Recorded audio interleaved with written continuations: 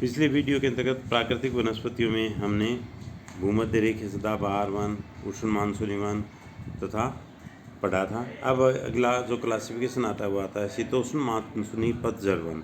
जैसे शीतोष्ण जो पहले जो अध्ययन पढ़ा था या मानसूनी वन पढ़ा था वो था उष्ण कटिबंधीय वन जो दक्षिणी एशिया के क्षेत्रों के अंतर्गत पाए जाते थे। ये आता है शीतोष्ण मानसूनी पतझड़ वन। ये मध्य चीन एशिया के अंतर्गत शीतोष्ण कटिबंधीय जलवायु क्षेत्रों के अंतर्गत इनके विस्तार पाए जाते हैं। इसमें मुख्य रूप से मंचूरिया के जो क्षेत्र पाए जाते हैं, उत्तरी चीन के क्षेत्र पाए जाते हैं, उत्तरी कोरिया, दक्षिण कोरिया के क्षेत्र पाए जाते हैं, जापान के जो क्षेत्र पाए जाते हैं उसके अंतर्गत इस प्रकार की प्राकृतिक वनस्पतियां हैं अत्यधिक मात्रा में पाई जाती हैं। इन प्राकृतिक वनस्पतियों की भी अलग प्रकार की ही विशेषताएं पाई जाती हैं। ये चौड़ी पत्ती वाली होती हैं, नुकीली होती हैं और शीतकाल में अत्यधिक मात्रा में तापमान गिर जाने के कारण इनकी जो पत्तियां होती हैं वो सूख जाती हैं तथा पतझड़ उनके अंतर्गत आ जाता है। क्योंकि ग्रीष्मकाल होता है वह भी वर्षा होती है, लेकिन शीतकाल के अंतर्गत अत्यधिक मात्रा में यहाँ पर तापमान गिर जाता है और पेड़ पौधों की जो पत्तियाँ होती है उसके अंतर्गत वह भोजन वाष्पीकरण की क्रिया होती है कम होती है। इसके कारण वहाँ पर इनके भोजन बनाने में मुश्किल होती है, इसलिए इसकी पत्तियाँ होती हैं गिर जाती हैं। इस प्रदेश के जो मुख्य वृक्ष या वनस्पतियाँ पाई जाती हैं उसमें बैतुल है, मेपल है, कपूर है, लॉरेल है, तुंग है, शहतूत है और तारपीन है। ये अत्यधिक मात्रा में इस प्रकार की प्राकृतिक वनस्पतियाँ अधिक मात्रा में पाई जाती हैं। इनका औद्योगिक दृष्टि से अत्यधिक मात्रा में महत्व पाया जाता है। दूसरी ओर रेशम वस्त्र उद्योग के लिए भी इस क्षेत्र की जो प्राकृतिक वनस्पतियाँ पाई जाती हैं या शहतूत के जो पेड़ पाए जाते हैं जिस पर विभिन्न प्रकार के जो रेशम के कीड़े पाल करके खेती की जाती है और उससे रेशम तैयार किया जाता है, तो उसकी दृष्टि से भी इसका महत्वपूर्ण स्थान पाया जाता है। तीसरा, इन क्षेत्रों के अंतर्गत अत्यधिक मात्रा में जनसंख्या का दबाव या जनसंख्या का बसाव होने के कारण यहाँ पर विभिन्न प्रकार की प्राकृतिक वनस्पतियों को काट करके वहाँ पर उपजाऊ खाद्यान्न क्षेत्रों का निर्माण किया गया है या उपजाऊ मैदानी प्रदेशों का निर्माण किया गया है, जिसमें विभिन्न प्रकार के गेहूँ है, चावल है, उसके खाद्यान्नों का उत्पादन किया जाता है। पर्वतीय और पठारी प्रदेशों के अंतर्गत चाय का भी उत्पादन है इस क्षेत्र के अंतर्गत किया जाता है। रेशम और चाय और चावल यहाँ की प्रमुख फसलें पाई जाती हैं। इसके अलावा इस क्षेत्र में विभिन्न प्रकार की जैसे कपूर होता है, तारपीन होता है, तेल वाले जो पौधे होते हैं, इसके विभिन्न प्रकार के औषधीय गुण होने के कारण भी इसका इन वनों का अत्यधिक मात्रा में महत्व पाया जाता है। इसके बाद में चौथा जो क्लासिफिकेशन आता है वो आता है कोणधारी वन। कोणधारी वन जैसा नाम से ही प्रतीत होता है कि कोणनुमा आकृति, इनकी आकृति जो पाई जाती है कोणनुमा पाई जाती है, शंकुनुमा पाई जाती है, इसलिए इसे कोणधारी वन या शंकुधारी वन भी कहा जाता है। ये महाद्वीपों के या एशिया महाद्वीप के उत्तरी क्षेत्र में जो साइबेरिया का जो प्रदेश पाया जाता है उस साइबेरिया के क्षेत्रों के अंतर्गत यूराल पर्वत से लेकर के ये सुदूर पूर्व में प्रशांत महासागर के तटवर्ती क्षेत्रों तक इनका विस्तार पाया जाता है। ओब यानी सी और लीना नदियों के जो बेसिन प्रदेश पाए जाते हैं उन क्षेत्रों के अंतर्गत इसका विस्तार पाया जाता है। ये इन वनों की जो प्रमुख विशेषताएं पाई जाती हैं, नुकीली पत्तियां पाई जाती हैं, सदाबहार वनस्पतियां हैं, इसे सदाबहार वन के नाम से जाना जाता है, टेगा वन भी इन्हें कहते हैं। जलवायु की दृष्टि से यहाँ पर कठोर जलवायु पाई जाती है और शीत होती है, उसका 6 से 7 महीने तक यहाँ पर शीतकालों का मौसम होते हैं। वर्षा भी यहाँ पर बर्फ़बारी के रूप में होती है या बर्फ़ गिरने की क्रियाएँ होती हैं, अधिकांशतः होती रहती हैं। इस कारण से इनकी जो पत्तियाँ पाई जाती हैं नुकीली पाई जाती हैं और चिकनी सतह वाली पाई जाती हैं। इन वनों की जो विशेषताएं पाई जाती हैं या इनकी जो आर्थिक दृष्टि से भी ये वन है अत्यधिक मात्रा में महत्वपूर्ण पाई जाती हैं। यहाँ की लकड़ियाँ होती हैं मुलायम होती है, फर्नीचर के लिए हल्की होती हैं और टिकाऊ भी होती हैं। दूसरा, कागज़ और लुगदी उद्योग के लिए ये जो क्षेत्र पाए जाते हैं अत्यधिक मात्रा में महत्वपूर्ण पाए जाते हैं। तो औद्योगिक दृष्टि से भी इन वनों का अत्यधिक मात्रा में महत्व पाया जाता है। कागज़ और लुगदी उद्योग, हल्का फर्नीचर होने के कारण या लकड़ियाँ हल्की और टिकाऊ होने के कारण फर्नीचर उद्योग के अंतर्गत भी इसका उपयोग किया जाता है। इस कोणधारी वनों के मुख्य वृक्ष जो पाए जाते हैं, फर पाया जाता है, स्प्रूस पाया जाता है, चीड़ पाया जाता है, हेमलॉक पाया जाता है, सिडॉर पाया जाता है। इस प्रकार की प्राकृतिक वनस्पतियाँ हैं।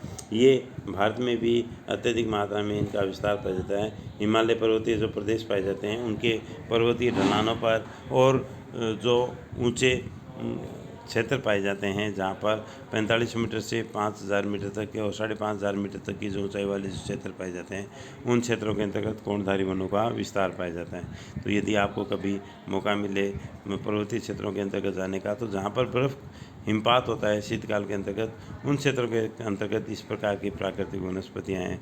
चीड़ है, देवदार है, इस प्रकार की वनस्पतियाँ हैं, हेमलॉक है, सिडॉर है। इस प्रकार की प्राकृतिक वनस्पतियाँ आसानी से देख सकते हैं।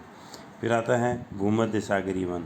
भूमध्य सागरीय वन जो क्षेत्र पाए जाते हैं, ये कहाँ पर पाए जाते हैं कि ये भूमध्य सागर के चारों ओर और जहाँ पर शीतकाल के अंतर्गत वर्षा होती है, उन क्षेत्रों के अंतर्गत इस प्रकार की प्राकृतिक वनस्पतियाँ पाई जाती हैं। भूमध्य सागरीय जो वनों के क्षेत्र पाए जाते हैं, इसकी अपनी भूमध्य सागर की अवस्थिति होने के कारण तथा सूर्य और की दक्षिणायन की स्थिति के कारण यहाँ पर अत्यधिक मात्रा में ये जो वन है उसकी अपनी अलग भी प्रकार की विशेषताएं पाई जाती हैं। इनके जो मुख्य जो क्षेत्र पाए जाते हैं वो पाए जाते हैं, टर्की पाया जाता है, सीरिया पाया जाता है, जॉर्डन पाया जाता है, इजराइल पाया जाता है, लेबनान है, इराक और ईरान के जो क्षेत्र पाए जाते हैं वहाँ पर भी कुछ प्राकृतिक वनस्पतियाँ हैं पाई जाती हैं। इसके अलावा इस प्राकृतिक वनस्पतियों की क्या विशेषताएं पाई जाती हैं? ये मोटी और गूदेदार पत्तियाँ इसकी पाई जाती हैं, गर्मियाँ होती हैं, शुष्क होती हैं और काफ़ी कठोर होती हैं और वर्षा विहीन रहती हैं। शीतकाल के अंतर्गत यहाँ पर वर्षा होने के कारण वर्षा शीतकाल में होती है। वाष्पीकरण की मात्रा अत्यधिक मात्रा में होने के कारण ये वाष्पीकरण रोधी प्राकृतिक वनस्पतियाँ यहाँ पर पाई जाती हैं।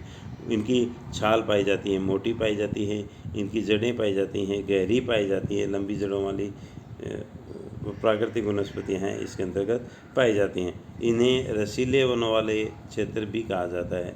रसीले वनों अर्थात यहाँ पर जो पेड़ पौधे पाए जाते हैं उसमें विभिन्न प्रकार के रसीले फलों की या फूलों की खेती भी की जाती है या वन भी पाए जाते हैं।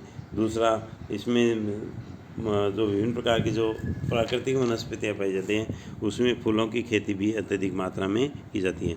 जैसे नींबू है, नारंगी है, माल्टा है, अंजीर है, जैतून है जिसका तेल निकाल करके हम उसका उपयोग करते हैं। तो इसी प्रकार से जैसे ड्राई फ्रूट्स के अंतर्गत अखरोट पाया जाता है, कॉर्क पाया जाता है, लारेल पाया जाता है। तो यहाँ पर अत्यधिक मात्रा में जो रसीले वनों की खेती है वो की जाती है और विभिन्न प्रकार के जो जैतून होता है या तेलीय पदार्थों या औद्योगिक जो वस्तुएं होती हैं उस औद्योगिक प्राकृतिक वनस्पतियों का भी उपयोग है यहाँ पर किया जाता है। तो इस दृष्टि से भी ये वनों का क्षेत्र है अत्यधिक मात्रा में महत्वपूर्ण पाया जाता है। फिर इस पर ही विभिन्न प्रकार के जैसे औद्योगिक इकाइयों उनकी निर्भरता भी पाई जाती है। विभिन्न प्रकार के जैसे जो लताओं के रूप में यहाँ पर अंगूर की खेती भी की जाती है, जिससे विभिन्न प्रकार के मुनक्का और किशमिश उद्योग है वो भी संचालित किया जाता है। इन क्षेत्रों के अंतर्गत पशुचारणी क्रियाएँ भी पाई जाती हैं, पशुपालन भी किया जाता है और अंगूर के द्वारा शराब उद्योग है उसका भी संचालन है इन क्षेत्रों के अंतर्गत, या स्प्रिट का निर्माण करने के लिए या विभिन्न प्रकार की शराब बनाने के लिए भी यहाँ पर उद्योग धंधे हैं वो वनों पर आश्रित होते हैं। विभिन्न प्रकार के जो अंगूर है, अखरोट है, इस प्रकार की जो प्राकृतिक वनस्पतियाँ उनसे शराब भी बनाई जाती है। इस दृष्टि से भी ये जो क्षेत्र है औद्योगिक इकाइयों की निर्भरता वाला वनों का क्षेत्र है ये पाया जाता है। इसके बाद में नेक्स्ट जो क्लासिफिकेशन आता है, जैसे हमने वनों के बारे में पढ़ा, दूसरा आता है घास के मैदानी प्रदेश। घास के मैदानी प्रदेश भी एशिया महाद्वीप में उष्णकटिबंधीय तथा शीतोष्णकटिबंधीय घास मैदानी प्रदेशों का विस्तार पाया जाता है। क्योंकि एशिया महाद्वीप की जो जलवायु पाई जाती है, प्राकृतिक जो वनस्पतियाँ पाई जाती हैं उसका विस्तार कम पाया जाता है, वर्षा भी कम होती है, तापमान भी विषमतापूर्ण पाया जाता है। इस कारण से यहाँ पर अनेक प्रकार की विषमताएँ हैं या घास के मैदान प्रदेश भी पाए जाते हैं। मध्य एशिया के काला सागर, कैस्पियन सागर से लेकर के सुदूर पूर्व में अल्टाई पर्वतमालाओं के, शान कुल्लू पर्वतमालाओं के क्षेत्रों तक इसके विस्तार पाए जाते हैं। जैसे सोवियत रूस के जो क्षेत्र पाए जाते हैं, यूक्रेन पाया जाता है, कजाकिस्तान पाया जाता है, किर्गिस्तान पाया जाता है, मंचूरिया, मंगोलिया तक इनके विस्तार हैं पाए जाते हैं। इन क्षेत्रों में पाई जाने वाली जो वनस्पतियाँ होती है या घास के जो मैदान पाए जाते हैं, छोटी और मुलायम घास पाए जाते हैं। इससे स्टेपीज तुल्य प्रदेश या स्टेपीज घास के मैदानी प्रदेश के नाम से भी जाना जाता है। यहाँ पर छोटी और मुलायम घास होती है। गर्मियों का मौसम होता है, शुष्क होने के कारण गर्मियों के मौसम में कम मात्रा में यहाँ पर घास उगती है, लेकिन शीतकाल में तापमान होता है वो गिर जाता है और उत्तर की ओर से आने वाले ठंडी हवाओं के प्रभाव के कारण यहाँ की जलवायु है कठोर हो जाती है।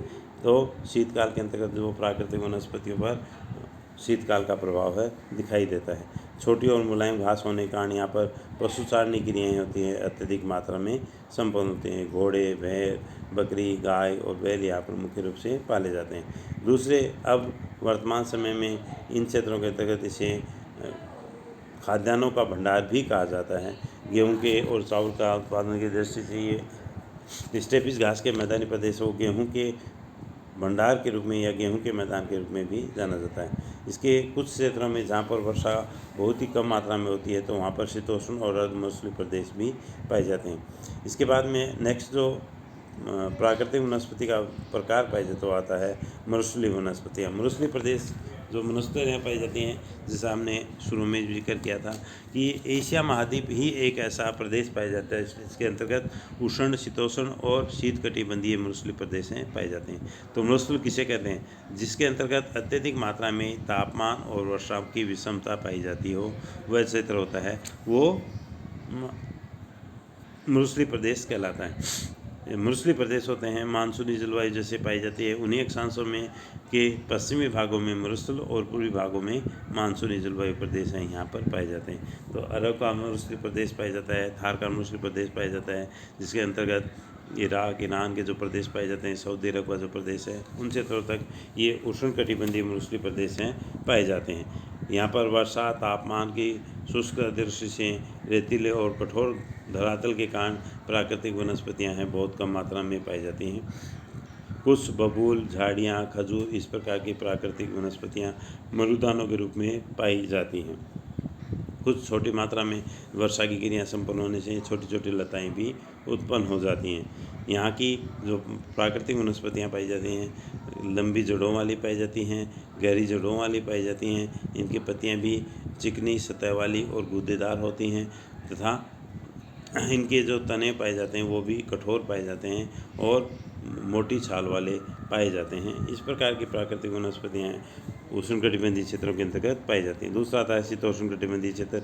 ये मध्य एशिया के क्षेत्रों से लेकर के गोबी के मरुस्थलीय प्रदेशों के अंतर्गत कैस्पियन सागर और काला सागर से लेकर के कजाकिस्तान, उज्बेकिस्तान और के क्षेत्रों तक इनका विस्तार पाया जाता है।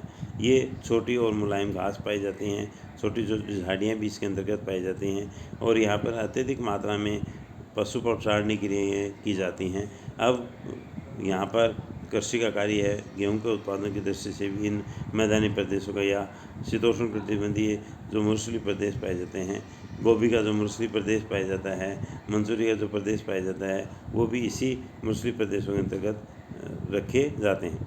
इसके बाद में तीसरा आता है शीत मरुस्थलीय प्रदेश। शीत मरुस्थलीय प्रदेश जैसा नाम से ही प्रतीत होता है कि यहाँ पर शीत साल भर ठंडा मौसम या 0 डिग्री सेंटीग्रेड से कम तापमान इन क्षेत्रों के अंतर्गत पाया जाता है। तो एशिया महाद्वीप के ध्रुवीय प्रदेशों के अंतर्गत 0 डिग्री से कम जहाँ पर तापमान पाया जाता है वो शीत मरुस्थलीय प्रदेश पाए जाते हैं। दूसरा, एशिया महाद्वीप के कुछ क्षेत्र पाए जाते हैं जैसे हिमालय पर्वतीय प्रदेश पाया जाता है, वहाँ पर 5000 से 5500 मीटर की ऊंचाई से लेकर के सदैव बर्फ़ का जमाव पाया जाता है। तो वहाँ पर भी शीत मरुस्थलीय प्रदेश की दशाएँ हैं या शीत मरुस्थलीय प्राकृतिक वनस्पतियाँ वहाँ पर पाई जाती हैं।